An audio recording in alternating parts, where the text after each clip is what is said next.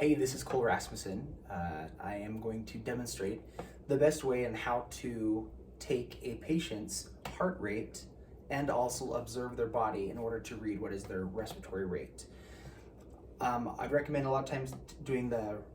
heart rate first. So you ask a patient to turn their hand palm up.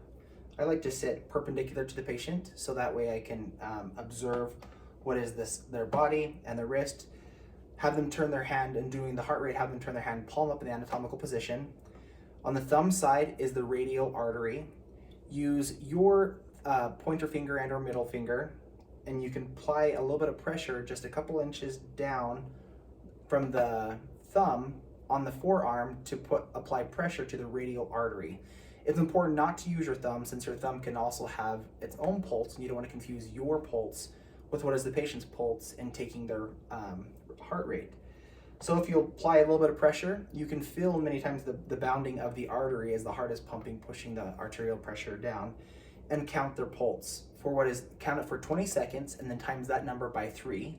or you can count it for 30 seconds and times that number by 2 as a means to be able to determine what would be their heart rate for what is a full minute, and that would be your number of how many beats their heart is beating every minute. After you're done taking the heart rate, a lot of times, especially the reason why I would recommend doing it for 20 seconds or 30 seconds, is then you can already sitting in a good spot, looking at your wrist to watch the time, and then also just secretly start observing the patient's chest to watch the rise and the fall to see what their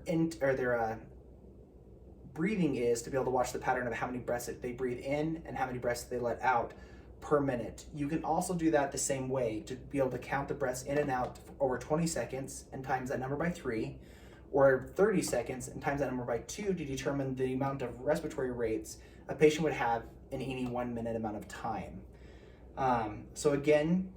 heart rate, applies a little bit of pressure on the radial artery, count their pulse for 20 seconds, times that number by 3, and then observe with your peripheral vision, or just kind of in a way that you don't let the patient know that you're specifically counting their respiratory rate.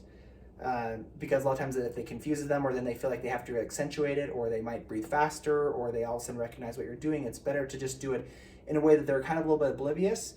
And a lot of times after I get the number, then I'll be like, oh, and your respiratory rate was this, and your heart rate was that, and those numbers then represent what their heart rate and respiratory rate were over the course of the minute.